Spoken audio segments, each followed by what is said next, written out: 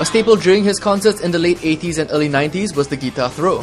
Marx reveals how that iconic stage antic came about. You used to do this guitar throw, remember? Can you remember the guitar throw? Yep.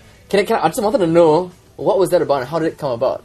That's something you always did? Pretty early on, my guitar tech, see, I've had a couple of guys that worked for me for years. Yeah. I mean, for a long time. Billy, who's with me here, he does sound for me, and he's my tour manager.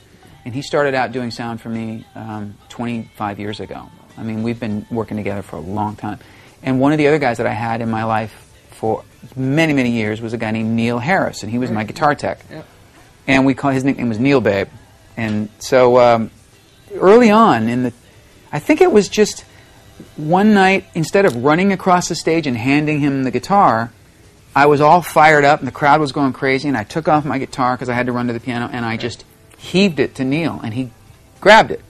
So then the next night I did it again, and he grabbed it. And then the third night I heaved it, and it instead of it just staying in one position and him grabbing it, it kind of turned in the air, and I thought, oh my God, and he caught it.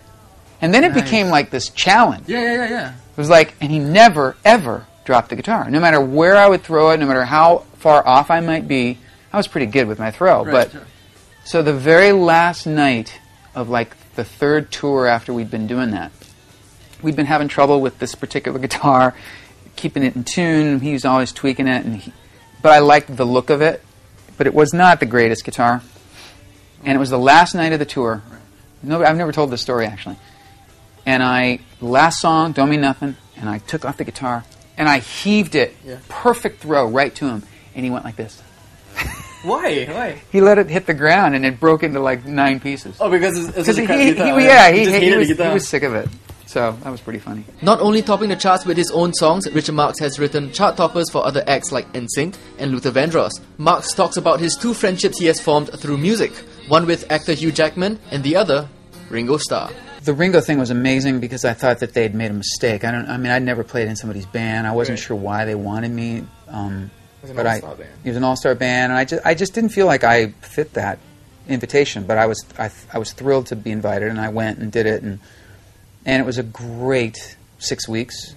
And the best part was that a friendship formed between me and Ringo that continues. I mean, I had dinner with him just a few months ago, and I really love him as a person. He's a really sweet man, really into music and like excited to play still after all that he's accomplished. And he's a really interesting guy. He's got great stories, and he's really into art, and he's really into charity, and he and his wife are just really solid people. So I love that this friendship. I don't even think about the tour. I mean, it was fun. I loved playing with him, and I loved having him play on my songs and stuff.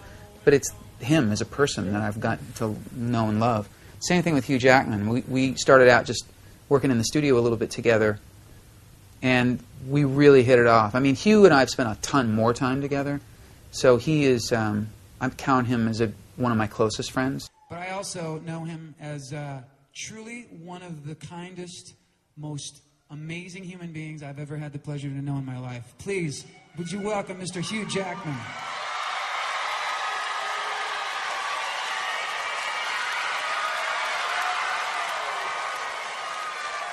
Now. He's such a talent, too. He's so talented. If I didn't love him, I'd hate him. Yeah. You know, to be such a great actor and a really good singer and an amazing entertainer and host the Oscars and be handsome. And a nice guy. And he's super nice. He's super nice, It's right? crap. Yeah. It's lame. It's like you're angry because he's nice, It's not fair. It's not fair to the rest of us. Yeah.